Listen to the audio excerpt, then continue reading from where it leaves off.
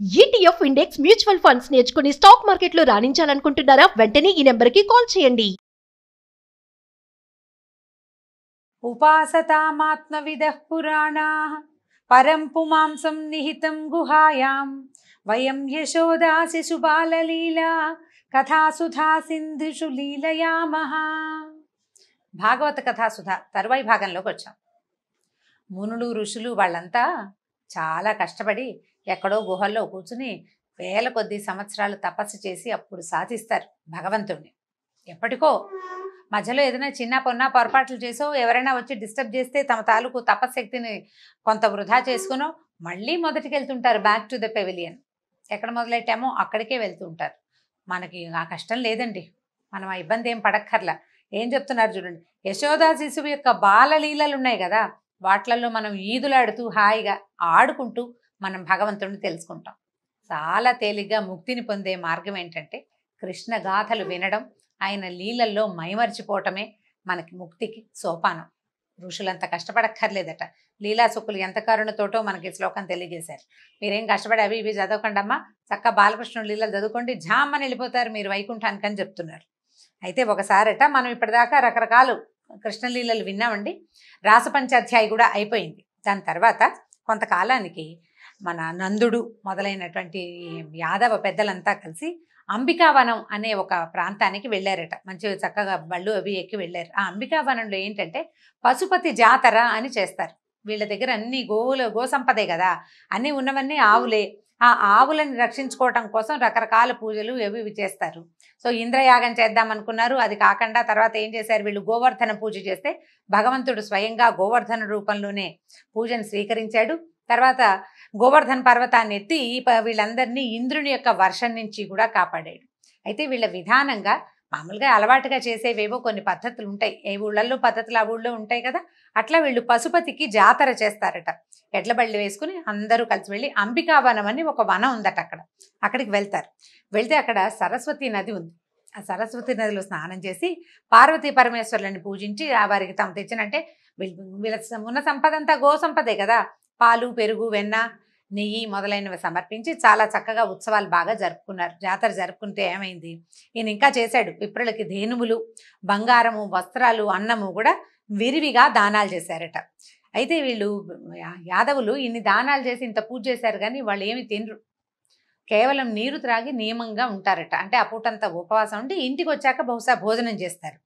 అయితే ఏమైంది, ఈయన సరస్వతి నదిలో స్నానం చేసి వ్యవహారం అంతా పూజ గీజ అయిన తర్వాత ఈ దానాలు అవి అయినాక వాసుదేవుడు రిపీట్ నాన్న చూసుకోండి, నందుడు ఒకచోట విశ్రాంతిగా కూర్చునేసరికల్లా మెల్లిగా నిద్ర పట్టేసింది ఆయనకి. చెట్టును అనుకుని కూర్చున్నాడు. మనం నిరాహారంగా ఉండి ఇంత శ్రమ పడితే కాస్త నిస్త్రాన్ని వచ్చి ఆటోమేటిక్గా నిద్ర వస్తుంది, కొంచెం చల్లగాలి తగిలేసరికి. చెట్టుకు అనుకుని నిద్రపోతున్న నందుడిని చూసి ఒక మహాసర్పం ఒకటి చాలా పెద్దదట వచ్చి ఏం చేసింది, ముందు చుట్టేసింది, తర్వాత మింగడానికి ప్రయత్నించేసరికల్లా ఎవరైనా అమ్మోయ్ నాయనోయ్ బాబోయ్ ఎవరైనా నన్ను రక్షించండిరా అంటాడు. ఈయన కృష్ణ నన్ను రక్షించమన్నట్ట. కొడుకుని పిలుస్తున్నాడు తండ్రి. ఎక్కడైనా పిల్లవాడు నాన్నని పిలుస్తాడు, నందుడు కూడా వాళ్ళ నాన్నని పిలవచ్చు, లేదా నాన్నని ఆక్రోశం చేయొచ్చు. ఆయన ఆక్రందన చేయటం లేదు, కృష్ణ నన్ను రక్షించు విడిపించు అంటూ కేకలు పెట్టాడు. ఈ గోపాలురంతా విన్నారు, కృష్ణుడు ఎక్కడో ఆడుకుంటున్నాడు. వీళ్ళు ఏం చేశారు, మేల్కొని ఈ పాముని చూసేసరికల్లా దుడ్డుకర్రలు పట్టుకొచ్చారట. తర్వాత వంటలు చేశారు కదా, అంటే అన్నం దానం చేసినప్పుడు ఆ వంట పొయ్యిలో ఇంచి కొరుగులు కొన్ని మండుతున్న దుంగలు కూడా పట్టుకొచ్చి పాముని ఎడ బాధేశారు. ఎంత కొట్టినా పాము దెబ్బలు తిన్నది కానీ ఈయన్ని మాత్రం వదిలిపెట్టలే నందుడిని. ఈ వదిలిపెట్టకపోయేసరికల్లా అప్పుడు ఈ కృష్ణుడు పరిగెత్తుకుంటూ వచ్చి ఏం చేశాడట, కాలుతో తోకని ఒక కొసని తొక్కి ఒక్క తన్ను తన్నేసరికల్లా ఈ తన్నిన తన్నుకి అది 5-6 చుట్లు చుట్టి ఉన్నది పాము బయటకి పక్కకు పడిపోయి ఒక విద్యాధర రూపాన్ని ధరించిందిట. పాము మాయమైపోయింది. ఆ ప్రాంతంలో ఒక విద్యాధరుడు ప్రత్యక్షం అయ్యాడనమాట. ఆయన ఆశ్చర్యపోయాడు. కృష్ణుడు అడిగాడు, ఇంత చక్కగా అలంకృతమైన ఆకారంలో ఉన్నవు, బంగారు మాలికలు అవి ధరించావు, ఇంత శుభలక్షణాలతో ఉన్నావు నాయన, ఎవరు నువ్వు, ఇలా క్రూరమైన వికృతాకారం కలిగినటువంటి పెనుబాము రూపం నీకు ఎట్లా వచ్చింది, దీనికి ఈ పైగా క్షణంలో నువ్వు అన్ని దెబ్బలు తిన్నా నీ మార్పు రాలా, నేను తన్నేసరికి మార్పు వచ్చింది, ఏమిటో చెప్పు, ఇది ఇంతగా ఉంది అని అడిగాడు. అడిగితే కృష్ణుడు మాటలకి ఇట్లా చెప్పాట, నేను విద్యాధరుణ్ణి, నా పేరు సుదర్శనుడు, నేను చాలా అందంగా ఉంటానని మహాగర్వం, నాకు ఎంతో గర్వం. ఆ గర్వంతో విమానంలో అంటే ఈ దర్పంతో విమానం ఎక్కి అన్ని చోట్ల తిరుగుతూ నన్ను నేను ప్రదర్శించుకునేవాడిని. ఒకసారి అంగిరసుని సంతతి వారైన కొంతమంది ఋషులు నాకు అంటపడ్డారు. వాళ్ళందరూ తపస్సులు అవి చేసి ఎండిపోయి మనుషులు వికారంగా ఉంటారు. మరి తపశ్శక్తే వాళ్ళ తాలూకు సౌందర్యం. ఇది చూడ్డానికి సుమారు మొదటి లుక్నే మనం తెలుసుకుంటాం కదా, ఫస్ట్ చూడగానే మనకి ఏ భావన కలుగుతుంది, అదే ముఖ్యం. ఈ వికార రూపంగా ఉన్నటువంటి ఋషులను చూసి నేను బాగా నవ్వి వెక్కిరిచ్చాను. దాంతో నువ్వు సౌందర్య మదంతో ఇట్లా మమ్మల్ని గేలి చేసావు కాబట్టి పెనుబావువై పడిపోయి ఉండమని వాళ్ళు నన్ను శపించేశారు. అందుకని నేను ఇట్లా పడిపోయాను. అయితే నేను శాపావసానం చెప్పమని బాగా బతిమలాడి అడిగితే ఏం చెప్పారంటే, మానవుల భయాన్ని నివారించడానికి యాదవ వంశంలో విష్ణువు అవతరించబోతాడు, అది ఎప్పటి సంగతో. అతను కాలితోటి తంతాడు నిన్ను, ఆయన కాలి తన్ను తగిలాకే నీకు ఈ రూపం పోతుంది అని చెప్పారు వాళ్ళు. కాబట్టి నిన్ను ధ్యానించిన కమలాక్ష, నీ కథలు విన్నా, నీ నామం కీర్తించిన పాపరాశి ఎంత పెద్ద కుప్పగా ఉన్న పాపాలైనా సరే, ఎంత పెద్ద మోపులు పాపాలు చేసుకున్నా కూడా అవి దగ్ధమైపోతాయి. ఇప్పుడు నువ్వు నా మీద అడుగు వేసావు, నీ అడుగు పడేసరికల్లా నా ప్రాణాలు లేచి వచ్చినాయి నాయన. విప్రశాపం వల్ల వచ్చిన వికృతాకారం క్షణంలో పోయింది, నేటితో నా సర్పజన్మ తొలిగిపోయింది, ఇంకా సెలవు తీసుకుంటానని సుదర్శనుడు విష్ణుమూర్తికి కృష్ణమూర్తికి నమస్కరించి వెళ్ళిపోయాడట. వీళ్ళంతా ఆశ్చర్యపోయారు. ఈయన తన్నిన తన్నుకి వాడికి రూపం మారిపోయిందే, ఎంత గొప్ప సంగతి అని ఈ దేవతా మహోత్సవం పూర్తయిన తర్వాత ఈయన్ని మెచ్చుకుంటూ, ఈ కృష్ణుడు మనతోటి ఉండటం వల్ల కదా ఇలాంటి విచిత్రాలు, మనం దైవలీలలు, అతిమానుషమైన లీలలు చూడగలుగుతున్నాము అని ఈ యాదవులంతా ఈ పిల్లవాడిని కీర్తిస్తూ ఉన్నారట. ఈయన వ్రతాలు అన్నీ ఇక్కడ పూజలు అయిపోయిన తర్వాత చీకటి పడ్డాక అందరూ ఎడ్ల బళ్ళతోటి మళ్ళీ ఇంటికి దారి తీశారు. అయితే ఏమైందట, ఒక వెన్నెల రాత్రి బలరాముడు కృష్ణుడు స్వచ్ఛమైన వస్త్రాలు పూలదండలు ధరించారు, చందనం పూసుకున్నారు.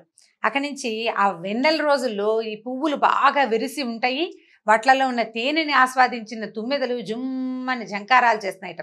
సాయంకాలం అయ్యేసరికి చూడండి, మనకు కూడా పల్లెటూళ్ళల్లో కొంచెం అంతా సద్దుమణిగిపోగానే గుయ్యి అని వినపడుతూ ఉంటుంది. మన వాళ్ళు కీచురాళ్ల రోద అంటూ ఉంటారు. కీచురాళ్ళు ఉంటాయి చెరువుల్లోనూ, వాట్లలో అదొక చిన్న పురుగు. అయితే ఏంటంటే, ఇలా విపరీతంగా చెట్లు ఉన్న చోట ఏమవుతుందంటే, ఈ వెన్నెల రోజుల్లో తుమ్మెదలు పగలే, మామూలు రోజుల్లో పగలు తిరుగుతాయి, రాత్రిళ్ళు కూడా తిరుగుతాయి వెన్నెలు ఉన్నప్పుడు. అంత తెరిపిగా ఉంటుంది.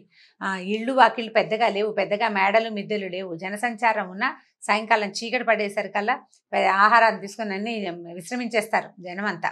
కాస్త విహారానికి వచ్చే వాళ్ళే కొంచెం అటు ఇటు తిరుగుతుంటారు. కాస్త వెన్నెట్లో ఇళ్ళ వాకిళ్లలో, తర్వాత యమునా నది తీరాల్లోనూ కూర్చొని కబుర్లు చెప్పుకుంటారు, ఏమైనా ఆటపాటలు ఉంటాయి. తర్వాత ఈ వెన్నెల రోజుల్లో బాగా వీళ్ళు చక్కగా ఉత్సవాలు అవి జరుపుకుంటారు. తుమ్మెదలకి ఏమి అడ్డం లేదు, అవి జంకారాలు చేస్తూ తిరుగుతూ ఉంటాయి. అట్లా ఉంటూ ఉండగా ఏం చేశారట, వీళ్ళు బృందావనంలో గోపసుందరి మణులంతా తమ చుట్టూతా పరివేష్టించి ఉండగా బలరాముడు కృష్ణుడు ఇద్దరు పాటలు పాడుతున్నారట. కృష్ణుడు వేణు వాయిస్తాడు, బలరాముడు పాట పాడతాడనమాట. వీళ్ళిద్దరూ పాటలు పాడుతూ ఉండి చాలా ఆనందంగా ఉత్సాహంగా ఉంది వాతావరణం. అక్కడి నుంచి ఇంకా కొంతమంది వీళ్ళ చుట్టూతా ఉన్నవాళ్ళు కాకుండా ఇళ్లల్లో ఉన్న వాళ్ళు కూడా వచ్చేసారు. ఆ పారవశ్యంలో మునిగిపోయి ఉన్నారు. ఆ చల్లని ప్రదేశం, నదీ తీరం, వెన్నెల, ఈ బలరామకృష్ణులు పరమాద్భుత సౌందర్యంతో ఉండేటువంటి వాళ్ళ రూపాలు, అద్భుతమైన సంగీతము, అందరూ మైమరిచిపోయి ఉండగా ఏమైందట, హాయిగా ఆడేసుకుంటున్నారు వీళ్ళంతా. ఆ సమయంలో కుబేరుని భటుడైన శంఖచూడు అనేవాడు, శంఖచూడు అనే పేరున్నవాడు వీరితో పాటు ఉన్న ఈ గోపకాంతల్ని యోగ బలంతో బలాత్కారంగా పట్టుకుని ఉత్తర దిశకి తీసుకెళ్ళిపోయాడట. అప్పుడు వీళ్ళు అరిచి కేకలు పెట్టారు, బలరామ కృష్ణ, రామకృష్ణ రక్షించండి అని కేకలు పెట్టారు. స్త్రీలంతా కేకలు పెట్టేసరికి బలరామకృష్ణులు ఇద్దరు వాళ్ళే విన్నారు, వినపడిన పిలుపులు. వీళ్ళిద్దరూ పారవశ్యంతో పాడుకుంటున్నారు. చుట్టూతా ఉన్నవాళ్ళు సడన్ గా మాయమైపోయారు, కేకలు వినపడ్డాయి.